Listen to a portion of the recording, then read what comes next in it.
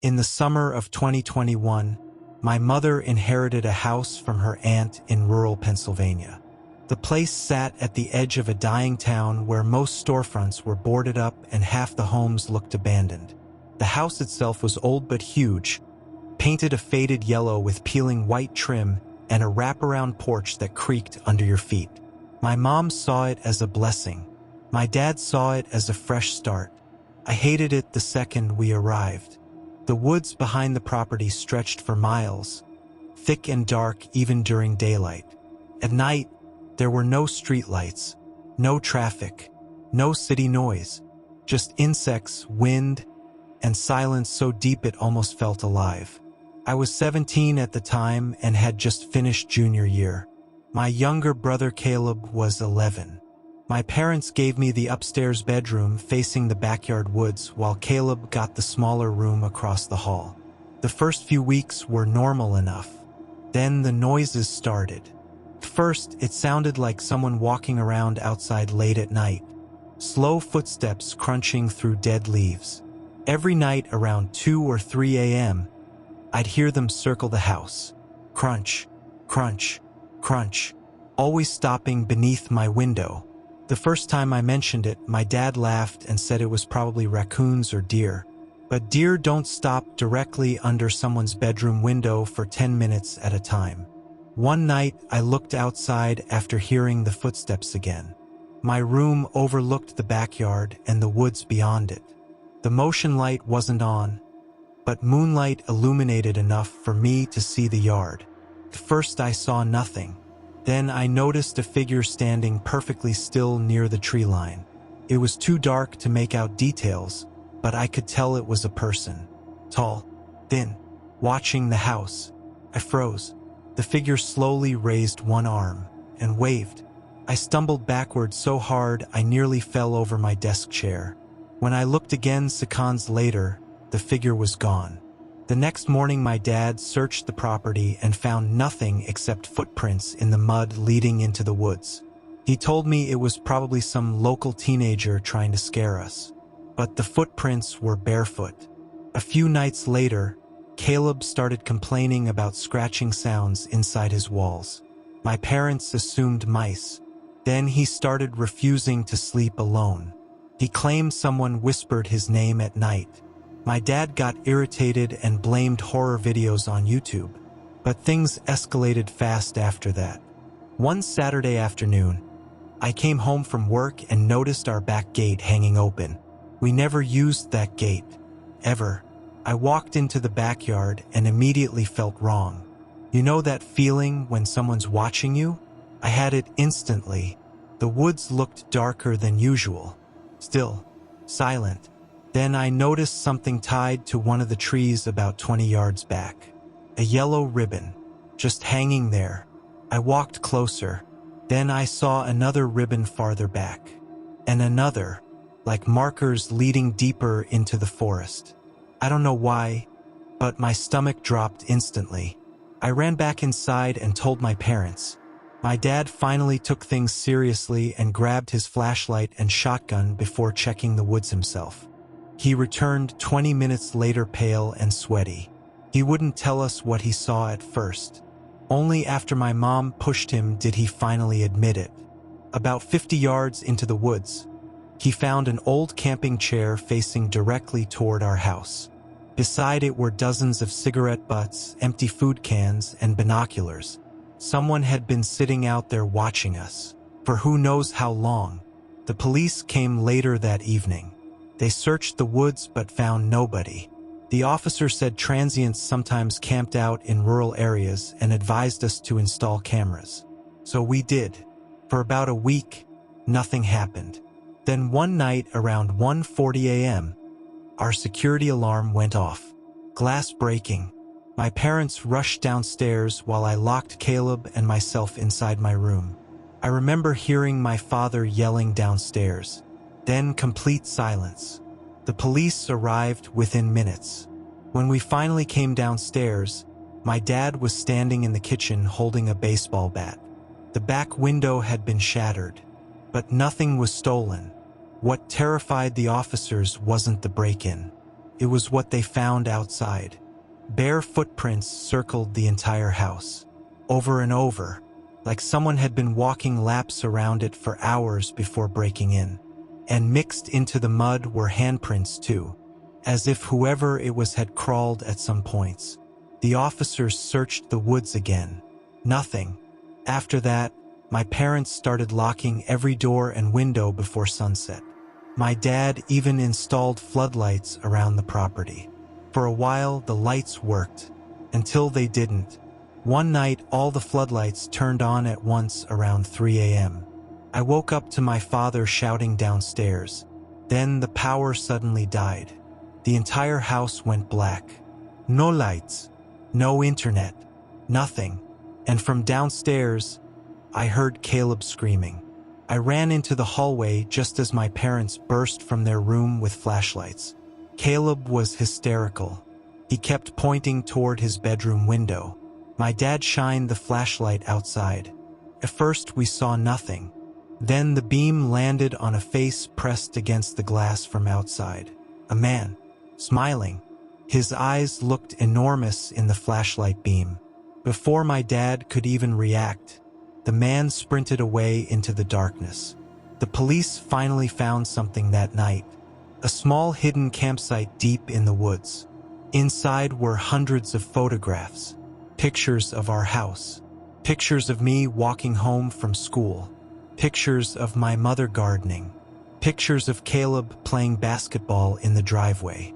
Some were taken from inside the woods. Others looked horrifyingly close, like from just outside our windows. But the creepiest photo was one of me sleeping in my room, taken from outside the glass. The police launched a serious investigation after that. They believed the stalker had likely been watching the property long before we moved in. Apparently, the previous owner, my great-aunt, had become increasingly paranoid during her final years. She constantly claimed someone lived in the woods behind the house. Everyone thought dementia was making her hallucinate. Now it didn't seem so crazy. For about 2 weeks, police patrols monitored the area. Nothing happened. Then came the night I'll never forget. It was storming hard. Around midnight, I woke to tapping on my window. Top, top, top, he said upright instantly. The tapping continued slowly, deliberately. I was too terrified to move, but eventually I forced myself to look. Standing outside my second-floor window was the same man, smiling. My blood turned to ice because my room was on the second floor. There was no ladder, no balcony, nothing he could have stood on. He was just there, pressed against the glass, grinning. Then he slowly lifted one finger to his lips, like he was telling me to stay quiet. I screamed. My parents rushed in immediately, but by the time they looked outside, he was gone. The police searched for hours. Then around 4 a.m., one officer found muddy handprints on the roof directly beneath my window, as if someone had climbed onto the house during the storm. A week later, we moved out permanently. The house still belongs to my family, but nobody lives there anymore. What still terrifies me is what police discovered months later. A hidden underground shelter buried deep in the woods. Inside were old blankets, canned food, knives, and hundreds more photographs. The shelter had apparently been there for years, possibly decades, and scratched into one wall over and over were the same words. They never closed the blinds. Back in 2019, I rented the bottom floor of an old duplex outside Seattle, Washington.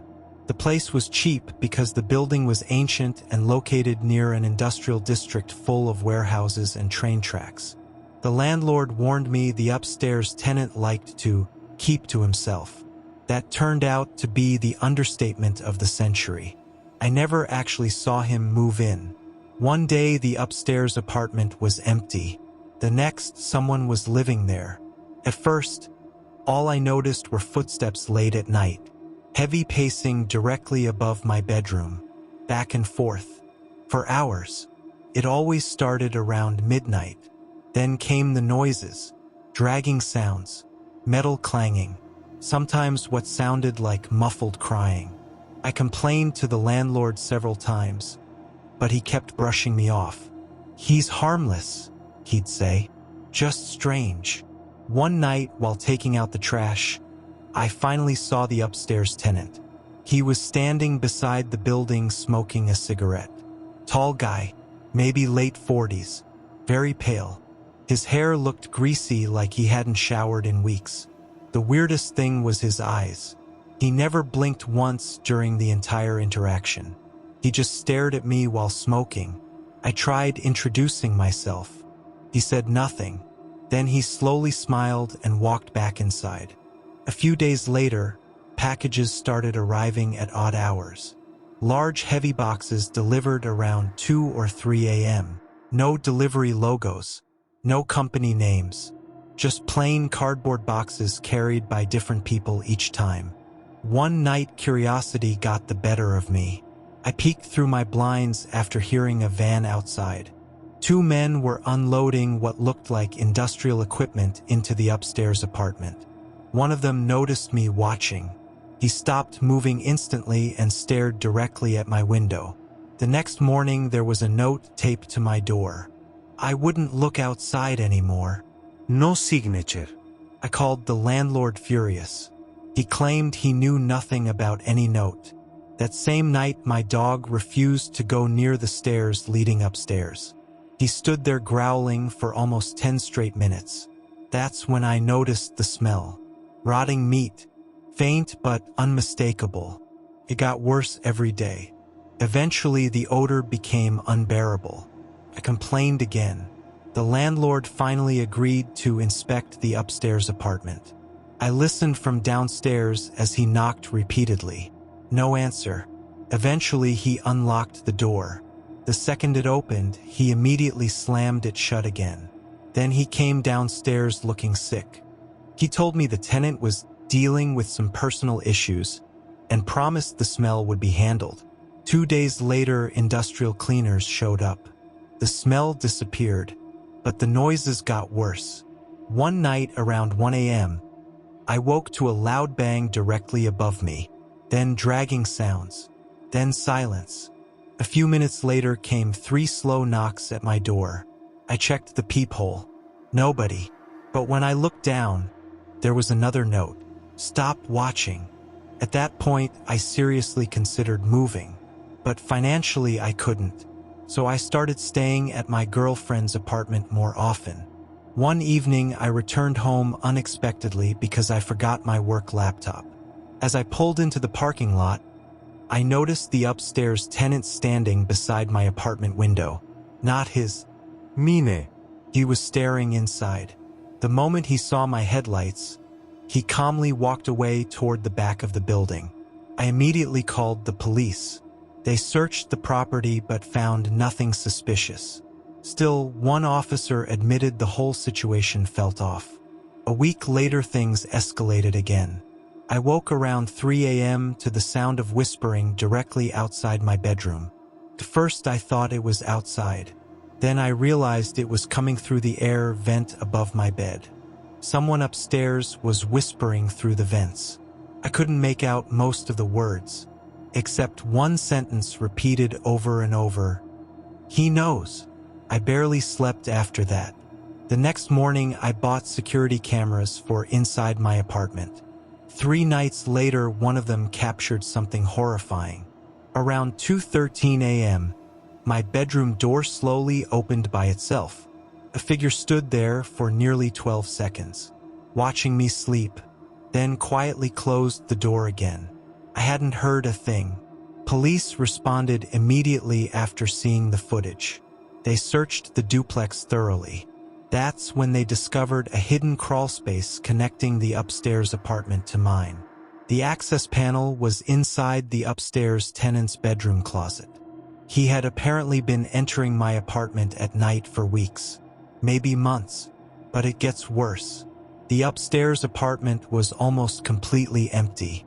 No furniture. No bed. No clothes.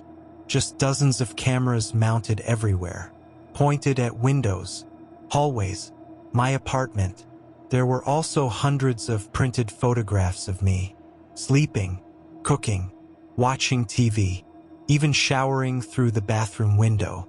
The tenant himself was gone, vanished completely. Police found fake IDs, burner phones, and disturbing journals describing me in obsessive detail. One passage still makes me sick thinking about it. She hasn't noticed how close I get at night. The police believed he fled shortly before they arrived because he had access to police scanners. For weeks afterward, officers patrolled the area searching for him. Then one night I got a call from my landlord. The upstairs tenant had returned. Sort of. A sanitation worker found several trash bags dumped behind a warehouse about 2 miles away. Inside were human remains. The fingerprints matched the upstairs tenant. To this day, police have no idea who killed him or why. But here's the part that still keeps me awake. After investigators finished processing the upstairs apartment, they found one final hidden camera tucked inside my bedroom vent. It had been recording continuously the entire time, and the final footage showed something police never released publicly. At 4:11 a.m., the night before his body was found, someone entered the upstairs apartment. A second person, tall, wearing black gloves. The upstairs tenant looked terrified of them. Then the footage abruptly cut to static. Nobody ever identified the second person. And according to police, whoever they were, they knew exactly where every camera in the building was located. Back in 2022, I was living alone in a quiet neighborhood outside of Asheville, North Carolina. I had just turned 24 and worked remote customer support for a software company, which meant I spent most of my days and nights inside my small rental house. The neighborhood itself looked normal during the daytime. Tree-lined streets, families walking dogs, kids riding bikes. But at night, the place changed completely. Almost every house went dark by 10 p.m., and the silence became unnerving. No traffic. No distant sirens. Nothing except wind moving through the trees and the occasional creak of old porches settling in the cold. Directly across from my house sat House 14. That place always bothered me. It wasn't abandoned exactly, but it looked forgotten. The paint was peeling badly, weeds covered most of the yard, and the porch light flickered constantly like it was struggling to stay alive. Yet every few days, someone clearly maintained it just enough to keep it from being condemned. And living there was a woman nobody ever seemed to know anything about. I only saw her a few times.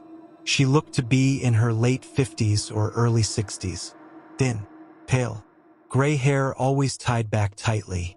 Every time I saw her, she wore the same long dark coat regardless of weather. But the thing I remember most were her eyes. She never blinked much, and every time our eyes met, she held the stare far too long. First, nothing strange happened. Then one night around midnight, my dog Baxter started growling at the front window. Not barking, growling, low and aggressive. I muted my TV and listened. That's when I heard knocking. 3 slow knocks. Not at the door, at the window. I carefully moved the curtain aside. Nobody was there. But across the street, I noticed the woman from House 14 standing motionless on her porch, watching my house. I quickly shut the curtain. The next morning, I convinced myself I had overreacted. Still, something felt wrong after that. Over the following weeks, little things started happening. I'd find my backyard gate open even though I always kept it locked. Packages would disappear from my porch. Once, I came home from the grocery store and found my front door slightly open. Nothing was stolen, at least not that I noticed. But things inside felt touched, like someone had walked around while I was gone. Kitchen drawers slightly open. Bathroom cabinet moved. A chair angled differently. Tiny things, enough to make you question your own memory. I installed a cheap security camera facing the front porch. For several nights, nothing happened. Then one morning I reviewed the footage before work. At exactly 2:17 a.m., the woman from house 14 appeared on camera. She walked slowly up my driveway and stood directly in front of my front door. Not moving, not knocking, just standing there, watching, for almost 20 minutes. Then she leaned forward slightly and smiled at the camera. I nearly dropped my phone. I immediately showed the footage to the police. The officer seemed uncomfortable, but technically she hadn't committed a crime. He said maybe she suffered from dementia or mental illness and advised me to avoid interacting with her. That night, I locked every window and door in the house. Around 3 a.m., Baxter woke me up growling again. This time louder, more aggressive. I grabbed my phone and checked the front camera feed. Nobody. Then Baxter suddenly turned toward the hallway leading deeper into the house and kept growling. My blood went cold. I slowly stepped into the hallway and immediately noticed something horrifying. The attic pull-down ladder was open. I never used the attic, ever, and I knew for a fact it had been closed before bed. I stood there frozen for several seconds, staring upward into the darkness. Then I heard movement above me, a soft shifting sound, like someone crawling slowly across wood. I grabbed Baxter and ran outside barefoot while calling 911. Police arrived within minutes and searched the entire house. The attic was empty, but they found something disturbing.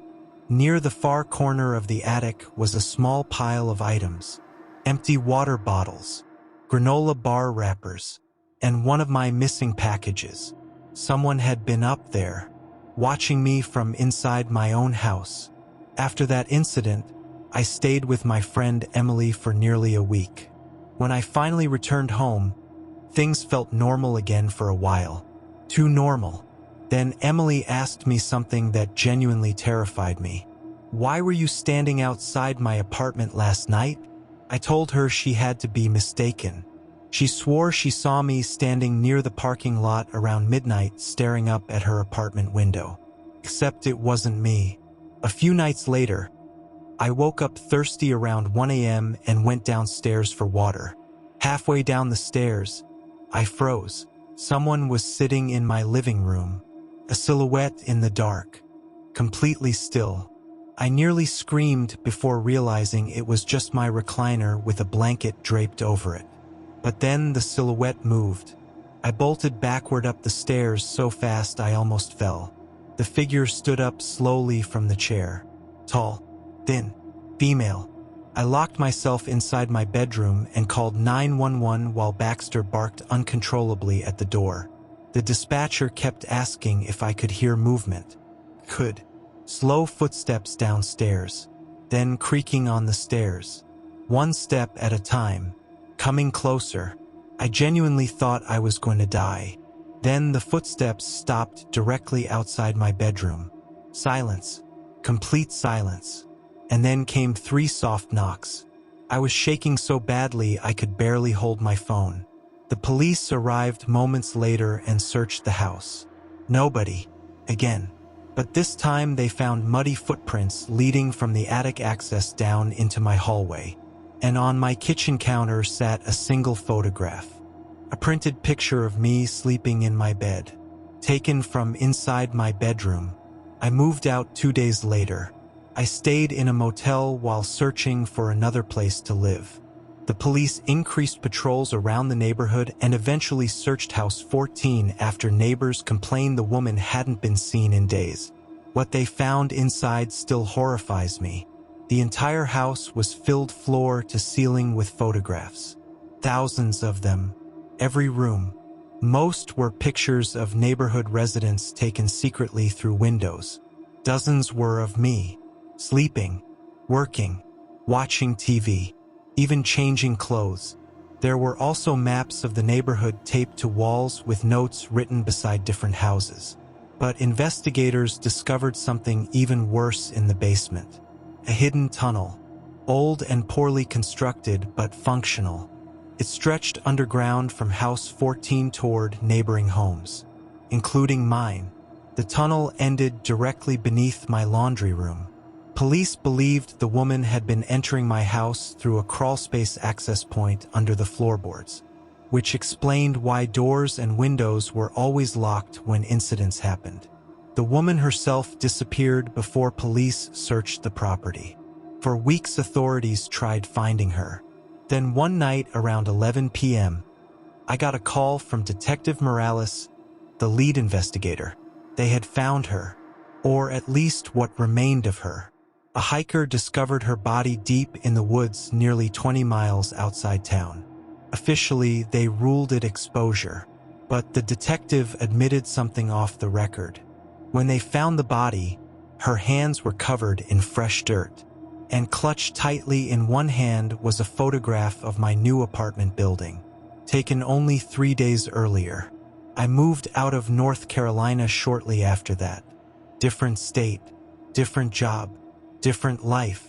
But even now, years later, I still keep every blind in my apartment permanently closed after sunset, because sometimes late at night, when I walk past windows, I still get that same unbearable feeling, like someone is standing just outside the glass, watching quietly, waiting for me to look back.